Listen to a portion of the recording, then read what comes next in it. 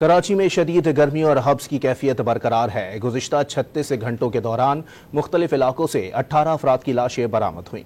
بیشتر لاشیں نشے کے عادی افراد کی ہیں۔ محکمہ صحت نے گرمی کی شدت کے باعث صرف 2 افراد کی ہلاکت کی تصدیق کی ہے۔ محمد بلال خان کی رپورٹ دیکھیے۔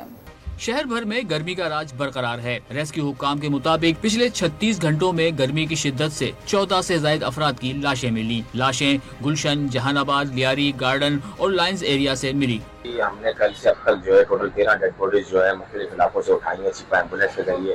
ان کو متعلقہ کارروائی کے بعد شمار خانے منتقل کر دیا گیا ہے۔ ان کی شناخت کا عمل جاری ہے۔ حلیے سے بظاہر یہ نشے کے عادی لگ رہے ہیں۔ باڈیز ابھی اندر ہیں۔ ایک ڈیڈ باڈیز ابھی مرسا لے کر ہیں، جن کا یہ کہنا ہے کہ میرا جو ماموں ہے وہ مزدوری کر کے آیا تھا، گرمی کی شدت کی وجہ سے ان کو اٹیک ہوا اور ان کا انتقال ہو گیا۔ ابھی جو ہے باڈیز شمار خانے منتقل کر دی گئی ہے ان کی بھی۔